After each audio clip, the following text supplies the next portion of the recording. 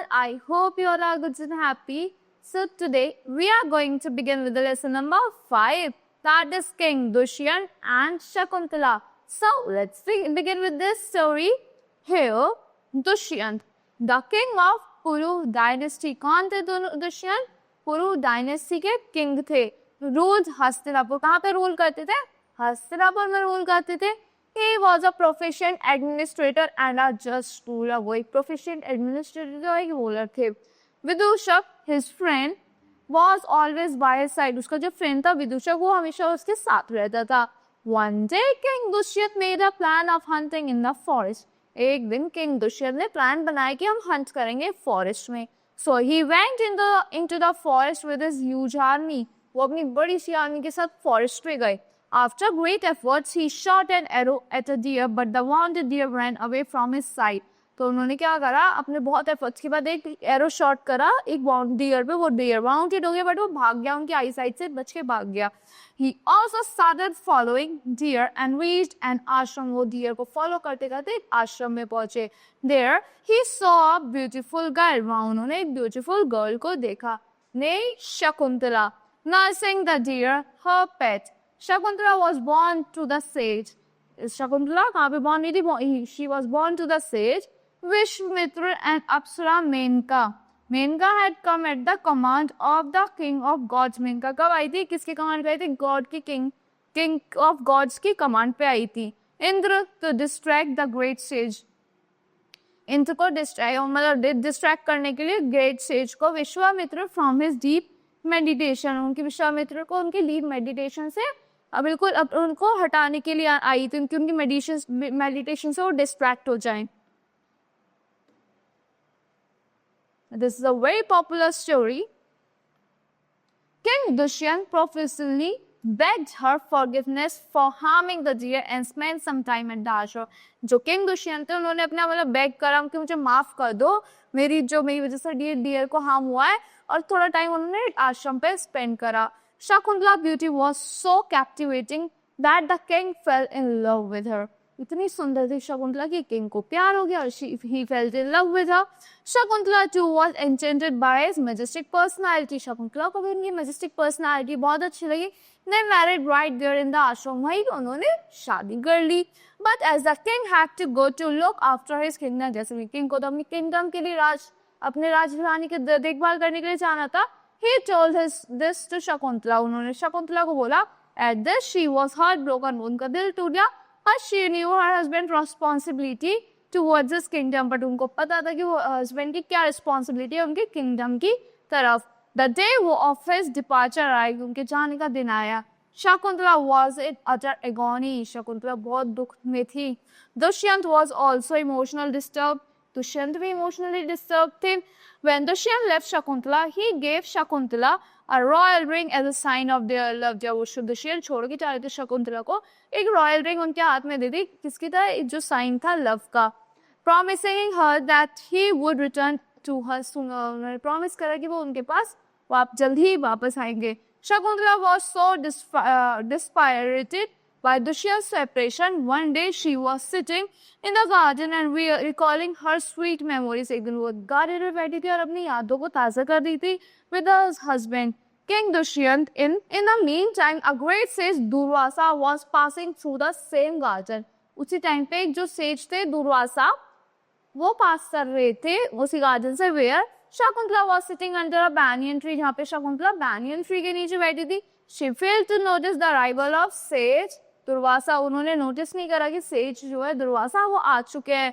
She did not receive him with due respect. उन्हें respect भी नहीं दी क्योंकि वो आ गए थे.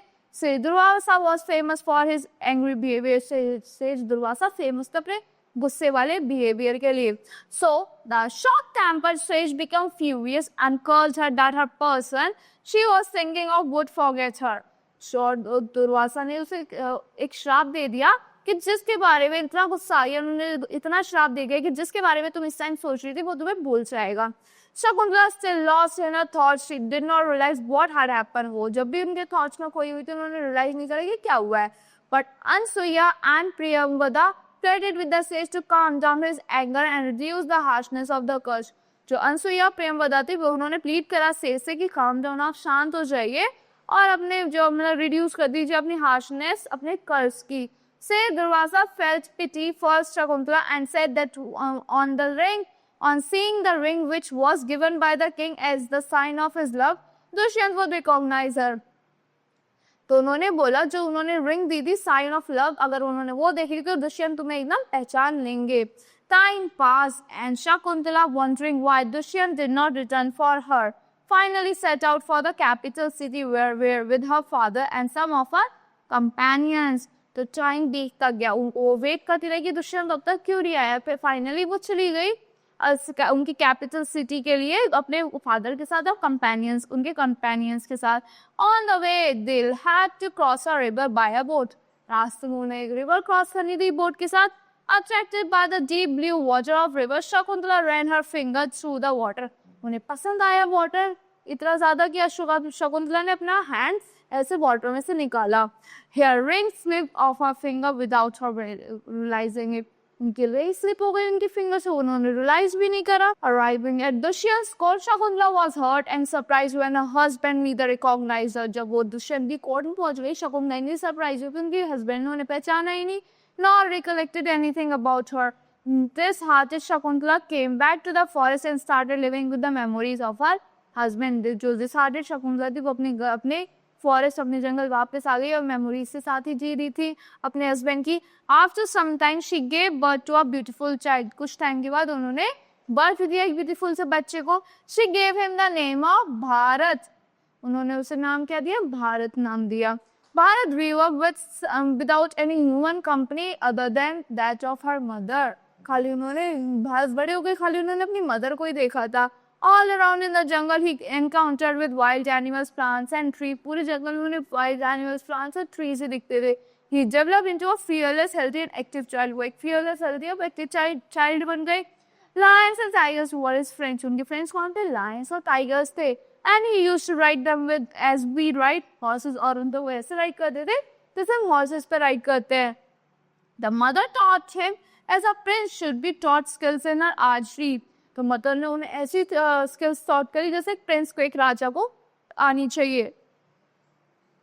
And use of other weapons, जो राजों को अपने वेपन्स यूज करना आने चाहिए, मदर ने सब चीजें सिखाई। As also acquainted him with scriptures, Vedas and Upanishads, उन्हें सारे वेद्स और उपनिषद भी बताए।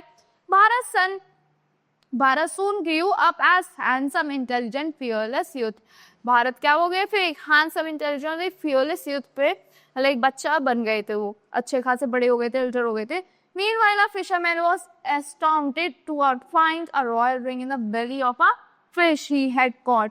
तो एक फिशरमैन को क्या मिला, एक रिंग मिली बहुत सुंदर सी, कहाँ पे, एक फिश की बेली में जो उन्होंने पकड़ी थी। Recognising the royal seal he took the ring to the palace, उन्होंने रिकॉग्नाइज करा रॉयल सील को, वो उसे पैलेस ले गए। On perceiving the ring king Dushyant remember Shakuntala and their marriage, एकदम से रिंग देखते ही उन्हें किंग दुष्यंत को अपनी शकुंतला और उनकी शादी याद आ गई।